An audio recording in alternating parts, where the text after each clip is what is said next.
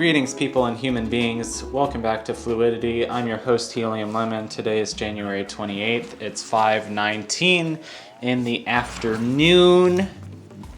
And we're back here by the seashore. And we still got a lot of the seashore to explore. Yeah, this is a part of the game where the puzzles just get really long. They're like really long and tedious, and it just reminds me of how long, not long necessarily, but just slow. This is kind of a slow-paced game, and the game gets like slower and slower as it gets into the later chapters. But yeah, I'm having fun cleaning out a lot of this later stuff. I'm definitely going to need to look at a walkthrough. Of which there's really only like JBizzo49 as well. His is the most popular, so that's probably why it's kind of clogging up the YouTube search results, but and not clogging up like that's a bad thing. I just mean that, you know, the way search algorithms work, sometimes, you know, one thing kind of blocks your ability to see anything else of note. I haven't watched the documentary The Social Dilemma, maybe I should, but I'm beginning to get a good idea of how algorithms work, and it's a bit... I can see how they're useful to people, but I also think that they're annoying, and I have no intention of trying to like become more popular and play the algorithms, so, you know, I'm just gonna stick to doing what I'm doing. But, you know, I'm told if you post more on Facebook every day, it's like, yeah, well, yeah, that's if you're a visual artist, that's if your like livelihood had to depend on people seeing your art on social media. Anyway, that's a whole rant. I have a friend who's a visual artist, and we talk about stuff like this. Back to Fluidity. Yes, don't worry, robots can walk on hot coals and be okay. They're like Henry Sugar. Obscure reference. Hopefully somebody gets that. The wonderful story of Henry Sugar and many others. Or is it just others, not many others? That's not one of my favorite Roald Dahl works, but it is interesting. And for the record, his name is pronounced Roald Dahl, as far as I'm aware. So you don't pronounce the L. And I say this having read a lot of his works in like the 3rd grade and 4th grade especially. He was a big part of my childhood. And we're gonna sit here and wait for this robot to come back. So I'm gonna hit the button along to the music. This is fun. Yeah, all that I say as somebody who grew up reading a lot of his books, and I heard his name pronounced a lot by my friends and by my teachers, and I think I heard his name pronounced before I saw it spelled out. So that's why I feel so confident in my pronunciation of it as Road and not Roald. I don't know, that just came up because I was watching an old Super Mario Galaxy 2 with Victor on a bus and Martin, and they were talking about Matilda for reasons, because they had watched it. Those are the reasons. So with this here this robot needs to go up and over to the switch, but that gate is still in his way because I'm stupid and I didn't realize. So I put the robot over there, not because it does any good necessarily, but just because it's keeping him out of the way. It's, you know, he doesn't have to walk all the way back and forth. So yeah, all you have to do is hit the, what are those even called? The lightning switches? The lightning tower thing? The lightning activated switches? That is kind of cool that they have switches that are activated by lightning, you know. The game developers had to sit down and think of like, oh, pressure pads are activated by ice. That's obvious, and that's what most switches in video games are. But like, how do we come up with a switch that's activated by water or activated by lightning? And the robots jumping because of the lightning is a very creative thing. Also, I like playing, like, where in the world are we? So like, where do you think we are in this seashore right now? Probably like, I don't know, Rhode Island or Massachusetts or maybe Virginia. I don't know. Just some nice sea. I don't know. Assuming it's someplace in America. It looks kind of like someplace in America to me, but that's because I haven't given much thought to it. It could be someplace in Britain. This game is British. I don't know. Britain and America are sort of similar. 72, that means 17 rainbow drops left? Yeah, it's a weird number, don't ask. Alright, so back to chapter 4. And yeah, there are gonna be a lot of weird cuts here and there because I was messing around for a long time trying to find things and being stupid, and I'm editing it down so you don't have to watch your screen where I'm like doing nothing for a while, and by nothing I mean making no progress. Because yes, this is a lovely game, but let's face it, we're not here to waste time and enjoy the scenery. We've got a game to finish. And I know my viewers have a short attention span, and I honestly have a short attention span. I'm like, come on people, let's finish this. I don't know, it's kind of something about my generation. We're kind of like,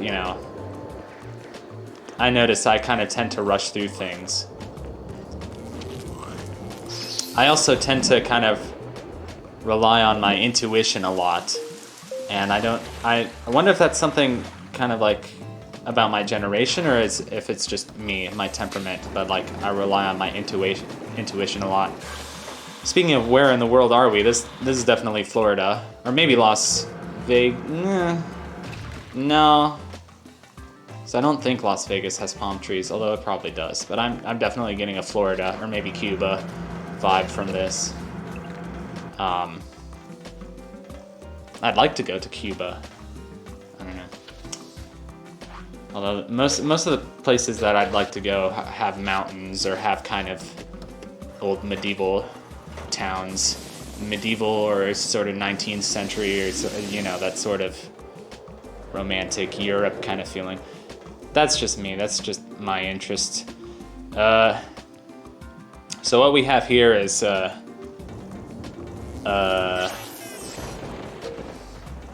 we have a yellow and a blue robot, and each of them has a specific, I forget the name for it. Is it like a docket or a dock? Each of them has a specific little resting tray thing that they need to get to eventually. Alright, so the yellow guy goes up there and he steps on the switch, which opens the door. Now the next thing we need to do is get that bridge to open up, and the yellow guy can't go over there. Well, he can, but the only reason he didn't is because he bonked into the black robot, or the robot of no color, or the robot of color. No, I don't know. I didn't mean to make it political there, but yeah, there you go, the robot of color. It's kind of funny though, the black robots don't get they don't get a place to, a dock or whatever it's called. They're just kind of the generic robot that, so basically they're robot of no color. Oh, that was that was a whole tangential tangetory. So I was like, what the heck happens with this gear? How do you interact with this gear? It's not exactly intuitive because the gear doesn't seem like a physical thing that you can interact with. Can you interact with it as the water? No. No.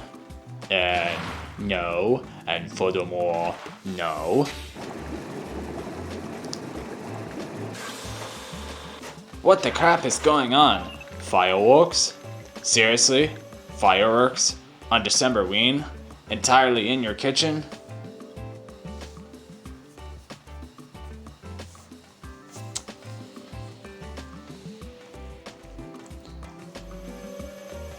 That's not smoke, that's hot Jones. Mmm, delicious. Anyway, put that freaking sandwich down. A hot one, actually a Homestar Junior. So, yeah, again, slow pace. That whole time we were just waiting for the yellow guy to walk.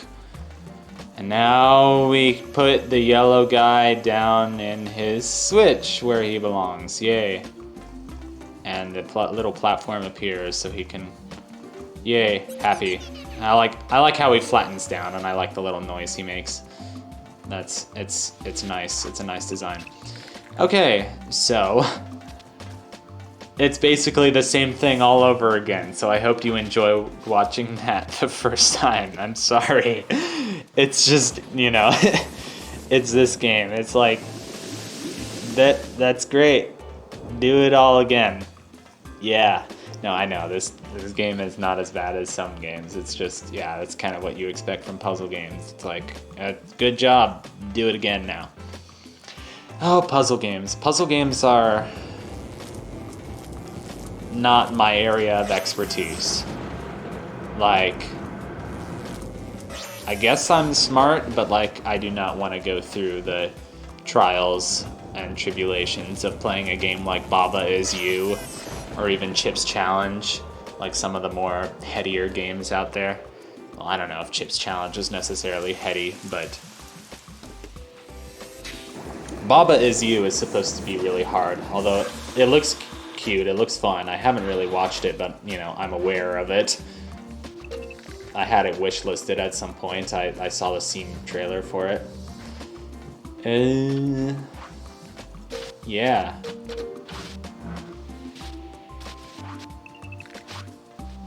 Was watching Mercy Kill, basically, like, while I was eating lunch, or after I had lunch, and, it was nice.